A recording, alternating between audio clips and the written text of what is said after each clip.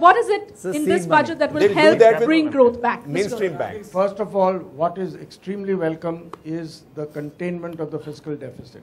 That has tremendous beneficial effects across the board. I think 5.2% in this year and 4.8% in the next year is a very good direction. Secondly, I think many of the expenditure areas are for development and inclusiveness. Many of them, especially in agriculture, there's a lot of technology being brought into agriculture, being supported, etc. So overall, I think the expenditure part of the budget is in the right direction. I think it will add to growth. The announcement on GST, if we can get it in early, if we can get it in sometime during the next financial year, that could help growth again. But where I see the positives of this budget is we are preparing to get back to an 8% plus growth rate in 14-15. I think the moves in this budget will help us get back on track, and I think that's why I welcome this budget strongly.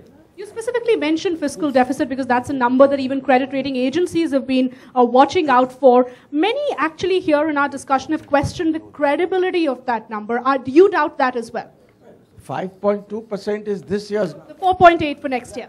If 5.2 is achieved this year, I think 4.8. I haven't seen the details of the budget. I presume subsidies are coming down very considerably and disinvestment can be increased. Even if subsidies go a little above the budget projection, I think this investment we can do much more than the 40,000 crore projected. This investment should start from April 1st. We shouldn't wait for the last quarter as we almost do in every year. If we start early, I think we can do a good job. I think it's certainly doable.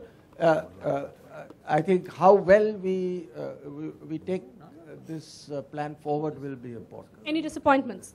No, nothing very particular. I think overall it was a well-framed budget. I think it was well thought out economically, and I've been seeing some of the criticisms also.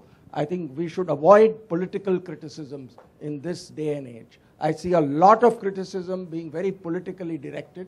I think criticism should be economically directed, and we should judge this budget economically.